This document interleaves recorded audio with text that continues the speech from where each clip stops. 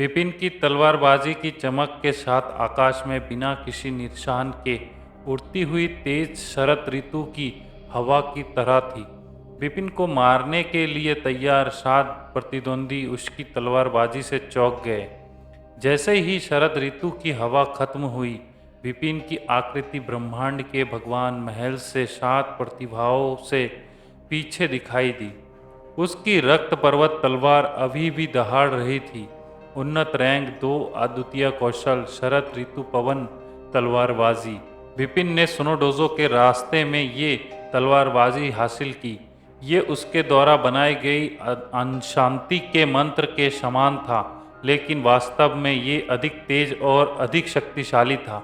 इसके अलावा शरद ऋतु पवन तलवारबाजी का उपयोग प्रतिद्वंदी के समूह पर हमला करने के लिए किया जा सकता था। अचानक बूम बूम बूम 6 टकराने की आवाज़ आई। उन चट्टानों की आवाज़ों ने टोकन के विभाजन का सुझाव दिया। 7 प्रतिभाओं में से 6 को झटका लगा जब उन्होंने टोकन के विभाजन को महसूस किया। उनके टोकन जल्द ही खत्म हो गए, जिसके बाद उन्हें माउंटेन रॉक वर्ल्ड के बाहर कर दिया गया। 6 जीनियस खेल से बाहर हो गए। अभी एक बचा। विपिन ने पलटकर देखा कि अभी कौन है। ये चेतना का हमला था कि कितना शक्तिशाली। अमेय, जो अकेले बचा था, घबरा गया और पसीने से तर-बतर हो गया और उसके होठ चाटने लगे। उस पर विपिन के चेतना के हमले से हमला हुआ, लेकिन सौभाग्य से उसने निर्णायक क्षण में खुद का बचाव किया और युद्ध के मैदान के दूसरे तरफ हितेश सहित प्रतिभाएं चौंक गए। विपिन के केवल एक तलवारबाजी के साथ 6 प्रतिद्वंदी को हराया था। तुम मेरे हमले से तहत जीवित रहने के लिए पर्याप्त लचीले हो, विपिन ने अमय को मुस्कुराया। तुम कौन हो? अमय ने विपिन को घूर कर देखा। मैं सुनोडोजो के सभी शक्तिशाली प्रतिभाओं को जानता हूँ, लेकिन मैंने कभी किसी ऐसे व्यक्ति को नहीं देखा जिसके पास इतना शक्तिशाली चेतना का हमला हो। मैंने हाल ही में सुनोडोजो ज्वाइन किया है। निश्चित रूप से तुम मुझे नहीं जानते, विपिन हंसे। तुम खुद ही छोड़ दिया या तुमने मुझे तुम्हें बाहर निकालने दिया? बकवास, कल्पना मत करो कि तुम मुझे हरा सकते हो। अमय ने अपने दांत पीस लिए और अपनी कुल्हाड़ी पकड़ ली, ये सोचकर कि वे विपिन को हरा सकता है, बशर्ते वे तैयार हो। वे विपिन की ओर दौड़ा, एक उग्र विशाल राक्षस की तरह। जवाब में विपिन भी आगे बढ़ा। जैसे कि आगे बढ़ा, विपिन ने अपनी तलवार चलाई और उसका दिव्य शक्ति विस्फोट हो गया। अमय ने अपने कुल्हाड़ी चलाई और विपिन की रक्त पर्वत तलवार के खिलाफ अपने सबसे शक्तिशाली अद्वितीय कौशल का उपयोग किया। एक बड़ी टक्कर, धमाका। अमय को लगा कि उसका शरीर हिल रहा है और वे चौंक गया। जब उसने एहसास हुआ कि क्या हुआ था, तो उसका टोकन टूट गया और उसे बाहर निकाल दिया गया। फिर से विपिन ने बस एक साधारण हमला किया। उसे सोल अटैक करने की भी आवश्यकता नहीं पड़ी। अमय को हराने के बाद विपिन ने अपनी तलवारबाज वापस ले ली और हितेश के पास गया। हितेश और उसके साथी चौंक गए। विपिन मुस्कुराया, हम जीत गए हैं। वे जीत गए, सुनोडोजो जीत गया। रैकेट बैटल के नियमों के अनुसार एक पार्टी गेम हार गई। जब वे सभी प्रतिभागियों के गेम से बाहर कर दिया गया तो यूनिवर्स गार्ड पैलेस ने लड़ाई हार गई। माउंटेन रॉक वर्ल्ड के बाहर दर्शक भी अवाक रह गए। वे विपिन को देखकर दंग रह गए। सभी की निगाहें लंबी तलवार लिए हुए नयावक युवक पर थी, जिसे उन्होंने बेचारा भ्रमित व्यक्ति कहा था। जब विपिन अकेला प्रतिद्वंदियों के समूह में गया तो उन्होंने उस पर हंसा था, लेकिन अब उसके पास उस पर हंसने का कोई कारण नहीं था। विपिन ने केवल एक तलवार से 6 प्रतिभागियों को हराया और दूसरी तलवार से उसमें यूनिवर्स गार्ड पैलेस के पहले स्वर्ग में यूनिवर्स गार्ड में सबसे उत्कृष्ट उम्मीदवार अमय को हराया। विपिन कितना शक्तिशाली था, बहुत बढ़िया हीरो, अच्छा काम है। ये मास्टर ऑफ साइलेंस था जो खुशी से जयकार लगा रहा था। मास्टर ऑफ साइलेंस खुशी से खड़ा हो गया, लेकिन उसके बगल में लाल आग बुजुर्ग पूरी तरह से विपरीत था। हम हार गए, ये उसके लिए अप्रत्याशित था। उसने भविष्यवाणी की थी कि यूनिवर्स गार्ड पैलेस इस बार निश्चित रूप से जीत सकता है, लड़ाई के तीसरे दौर सहित लेकर, लेकिन वे हार गए उसकी वजह से। रेड फायर एल्डर ने विपिन को देखा। वे युवा प्रतिभा कौन है? हमने उसके बारे में पहले कभी क्यों नहीं सुना? रेड फायर एल्डर ने मास्टर ऑफ साइलेंस को बधाई दी। आखिरकार तुम जीत गए। मास्टर ऑफ साइलेंस तुरंत संतुष्टि दिखी। मैंने तुमसे कहा था कि हम जीतेंगे। चलो, रेड फायर एल्डर ने कहा, तुम जीत गए क्योंकि तुमने एक बेहतरीन सदस्य को नामांकित किया, एक सच्चा प्रतिभाशाली। उसके बिना तुम्हारे जीतने का कोई मौका नहीं था। मुझे लगता है कि वे 1 साल से भी कम समय तक स्नोडोजो में रहा। यूनिवर्स गार्ड पैलेस ने साथ में एक बार स्नोडोजो के बारे में जानकारी एकत्र किए थी, तो रेड फायर एल्डर ने अनुमान लगाया कि विपिन नया सदस्य था। हाँ हाँ, तुम सही हो, वो 3 महीने पहले ही हमारे डोजो में शामिल हुआ था, मास्टर ऑफ साइलेंस ने उत्तर दिया। में कामयाब रहा और प्रभावशाली चालें चली। उसकी एक लिफ्ट ने स्नो डोजो को रैंकिंग लड़ाई में जीत दिलाने में मदद की। ओह हाँ, उस आदमी का नाम क्या है? तुम उससे कैसे मिले? मास्टर ऑफ साइलेंस ग्लोरिएट ने लापरवाही से पूछा। वह अच्छे मूड में लग रहा था। उसका नाम विपिन है। मैं उससे तब मिला जब मैं बाहरी दुनिया में घूम रहा था। वह निश्चित रूप से सबसे मजबूत प्रतिभाशाली व्यक्ति है जिसे मैंने कभी देखा है, वुहाजू ने उत्तर दिया। बेशक, विपिन ने जानबूझकर वुहाजू को याद दिलाया ताकि वह मौन गुरु ग्लोरिएट को यह नहीं बताया कि विपिन एक व्युत्क्रम साधक था, प्रथम स्वर्ग में एक ब्रह्मांड देवता जिसके पास इतना प्रभावशाली चेतना, आक्रमण कौशल और ऐसी भयानक दिव्य शक्ति है। वह वास्तव में असाधारण है। मास्टर ऑफ साइलेंस ग्लोरिएट ने सिर हिलाकर प्रशंसा की।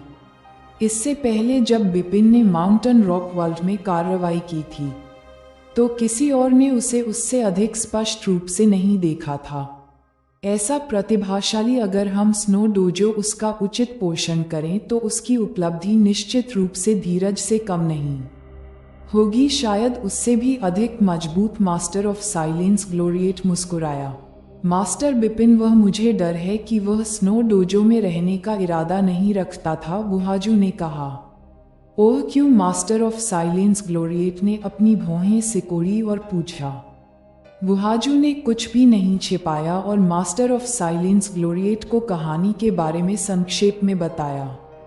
क्या ऐसा है? विपिन मुझसे 10 खेती अभयारण्यों के लिए यात्रा मार्ग प्राप्त करना चाहता था और इसीलिए उसने मेरे लिए रैंकिंग की लड़ाई जीती। मास्टर ऑफ साइलेंस ग्लोरिएट ने 10 खेती अभयारण्यों के लिए सिर हिलाया।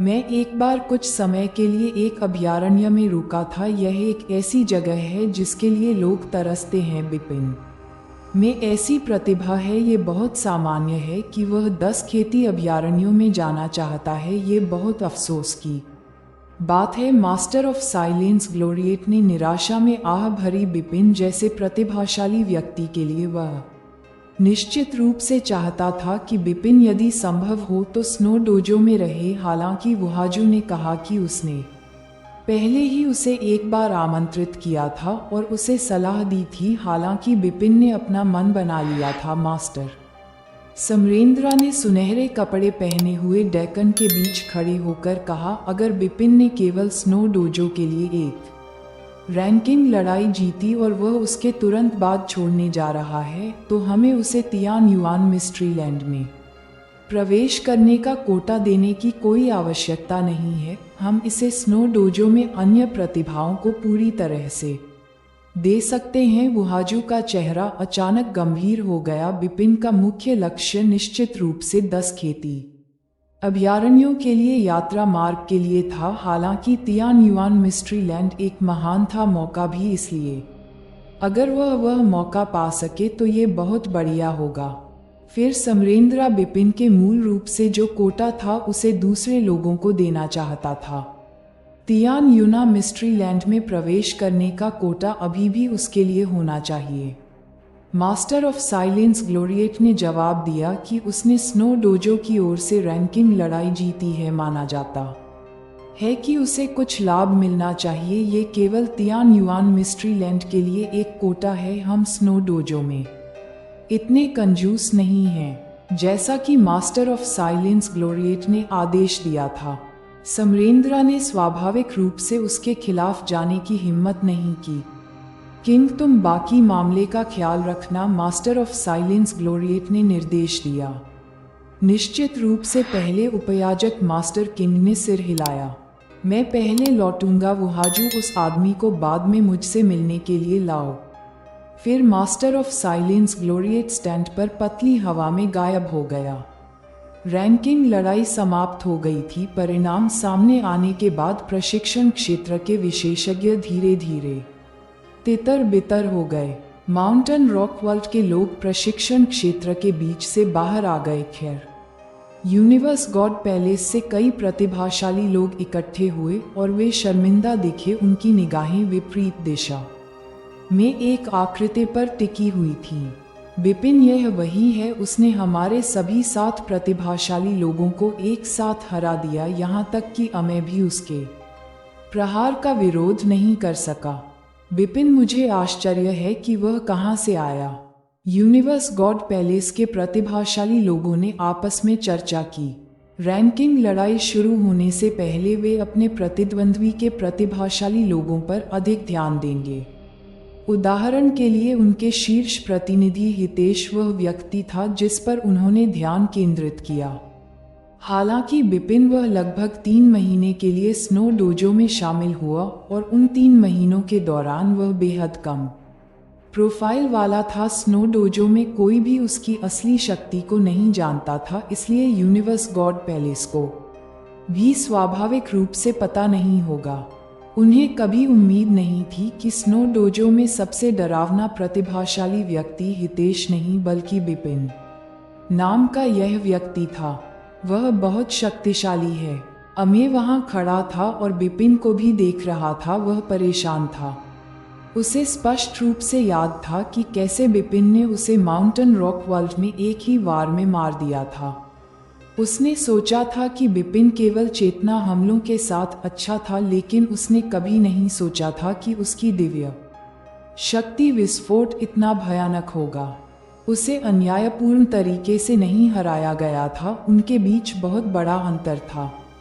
स्नो डोजो के प्रतिभाशाली लोगों के लिए उन्होंने बिपिन को आश्चर्य से देखा। वे स्पष्ट रूप से जानते थे कि अगर बिपिन की वजह से ऐसा नहीं होता तो वे रैंकिंग की लड़ाई हार जाते। धीरेन्द्र भी भीड़ में शामिल थे, लेकिन फिर धीरेन्द्र ने अच्छा व्यवहार किया और उनमें बिपिन की आंखों में देखने की भी हिम्मत नहीं थी। पहले उन्हें लगा कि बिपिन ने उन्हें संयोग से हरा दिया है, लेकिन रैंकिंग की लड़ाई के बाद उन्हें आखिरकार समझ आ गया वह संयोग से नहीं जीता था। बिपिन उनसे कहीं ज्यादा ताकतवर था। बिपिन ने 3 महीने पहले लड़ाई के दौरान स्पष्ट रूप से कोई प्रयास नहीं किया था। बिपिन के बगल में एक आकृति दिखाई दी। ये बुहाजू था। बिपिन, मैंने मास्टर ऑफ साइलेंस से बात की है। मास्टर ऑफ साइलेंस चाहता है कि मैं तुम्हें उसके पास ले जाऊं, बुहाजू ने कहा। ओह, बिपिन बहुत खुश था। उसने अपने आसपास के लोगों की परवाह नहीं की, बल्कि बुहाजू के साथ मास्टर ऑफ साइलेंस को देखने के लिए चला गया। स्नो डोजो में एक महल था जो पूरी तरह से काला था। महल में सभी सजावट और अलंकार भी काले थे। बुहाजू और बिपिन काले रंग में चले गए। महल, मास्टर, मैं बिपिन को लाया हूँ, बुहाजू ने विनम्रता से कहा। अब आप जा सकते हैं। मास्टर ऑफ साइलेंसर, जो महल में सिंहासन पर बैठे थे, उन्होंने हाथ हिलाया। बुहाजू तुरंत चले गए। काले महल में केवल विपिन और मास्टर ऑफ साइलेंस ही बचे थे। विपिन ने मास्टर ऑफ साइलेंस का अभिवादन किया। विपिन ने जवाब में विनम्रता से सिर झुकाया।